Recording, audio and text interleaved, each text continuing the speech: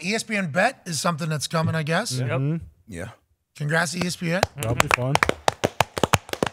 Congrats to Dave Portnoy as well. I guess the deal that he was able to, the deals he was able to do will go down as a master class on getting paid for a business. And he seems to be at a good spot getting that company all the way back. Everybody's happy. ESPN probably happy they've got a sportsbook deal done. Seems like all parties win here, but we know nothing. I've gotten a lot of people that have asked me, hey, what do you know about blah, blah, blah? No idea. I have no idea. Now, a sportsbook partner for ESPN was certainly chatted about in my negotiations. Like, hey, I understand what is happening in the world right now, and that's a pretty big bucket in sports media right now. So I wasn't on like the ends of the conversations, but certainly prepared for it in negotiations. So I was happy to see that they signed a sportsbook deal, and I'm pumped to see if one of these ones that are named after an entity can work. Yeah. You know what I mean? Fox Bet did not work. No. Terrible. Very bad. I didn't know there was one. Bingo. Exactly. Bingo.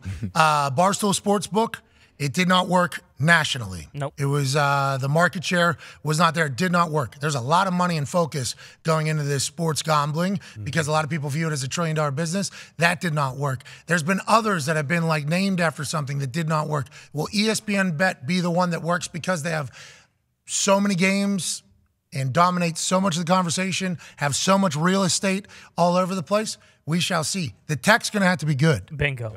So that's the only thing that we, as people that Isn't that one of the, that's like one of the biggest things, right? That's the only thing that matters. Yeah, like the interface has to be easy and has to be. If you're going to pull away simple. from someone else, it needs to be better than someone else's. Yeah, because people in a lot of states, 20, whatever it is, have their place where they're gambling. And they probably enjoy it. The reason why they enjoy it is because for them it's easy to use, the odds are good, and payouts are quick. Now, regulations, the payouts are going to be quick. But the tech is the only thing that's going to matter. Like whenever this thing debuts, whenever it is going to have to be good. Because if it crashes or it doesn't have the same bets or capabilities of other places, all you're going to hear is people bitch about what it doesn't have. And that's going to be a tough hurdle to get in there. But I would assume everybody at ESPN and at Penn know that. Yes. And then whenever it rolls out, it'll be ready to go. You would think that would be something. Do these sports books and these apps, do they give big incentives to the whales to try to get them to come over to their platform and gamble with them? Like in a casino, like Dana White can go in and get they can go and negotiate favorable odds on different games. So he only plays at Red Rock, I believe, because the Fertitas own that. Yep. Everywhere else, He's got booted from everywhere else. Yeah, he's been banned from everywhere else. But Red Rock, it's kind of become a thing, like the Dana White room. People go gamble with Dana White, which is pretty good marketing. It seems like everybody wins, too. I don't know how Red Rock's taking that on the shins every single time, but Phil. Phil's been winning, right? I would assume. Well, yeah. I don't know so about let's talk about Phil Mickelson tomorrow. Yeah. Okay. And his gambling. But congrats. I'm reading the book when it comes out. Yep. Me as well. Yeah. Congrats to ESPN, Penn, Barstool, Hell yeah. everything. Everybody. Congrats. Way to go, everybody. Happy for everybody. We'll be excited to see how that pans out. Doesn't change our show, though. Nope. No, not at all. No. I hope their tech's good. Me too. Well, because it's gonna stink if it's not.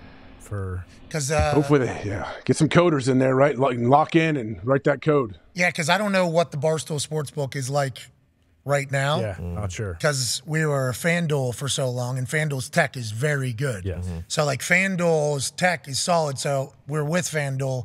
So I'm not going to go anywhere else. I haven't checked out the one, but I would assume they know that the tech and the customer Is the most important. is the only thing that, Yeah, that's it. Because ESPN shouldn't have a problem letting people know that it exists. Yeah, Right. That part will take care of itself. And they potentially have like a pretty good team coming up with ideas that recently joined, that hopefully Let's hope. we'll be able to work a little bit, hopefully.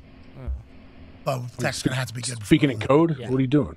Well, I don't know. We were part of the #1 fucking sports book for a long time. Didn't get a lot of credit there. Got paid the most out of anybody that was there.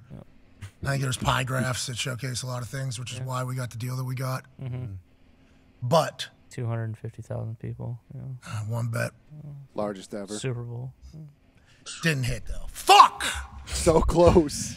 So, I didn't want to continue down the path of, like, giving out bets that were promoted and boosted and losing people money. That weighed on. That was a lot, dude. It's tough. Genuinely feel bad with the people tweeting you in sending messages, in pictures.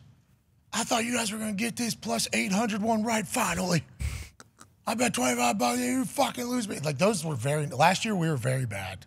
So that definitely weighed into the decision of like, don't necessarily just want to, do that. No. I would rather, Especially not for a whole season. I would rather stay away from that particular aspect. So when ESPN Bet comes in, I think a lot of people are like, oh, here we go. Same thing that happened with FanDuel happens with ESPN Bet. It's like, I have not signed up for that. No. I have not. No. I have not signed up for that, AJ. I am a person that has a conscience. I do feel bad. Like when people say terrible things about me, I do think about them. I do weigh them heavy. When we were giving out bets and losing, Jesus Christ, those were long nights, tough mornings. I mean, they were plus 800. People should fucking know. It's not your fault. Yeah, but they don't.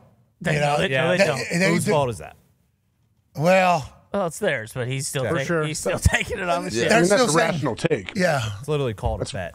Bro, we were passing that saddle around. Somebody has to get hot in here somewhere. Who has any idea of a bet that could win? You? Perfect. Pretty tough. Pretty tough to figure that out sometimes. Dude, we got killed last year. The greatest of all time, there's like 58, 60%. Like Yeah, Phil Mickelson lost $100 million after gambling $1 billion. Vegas Yeah. Dave? Billy Walters. Billy Watts, the guy that guy wrote wrote this the about book. Phil. All right, let's take a break. Oh, okay. Let's take about a 20-hour break or so. We'll be back tomorrow. A lot of things to talk about.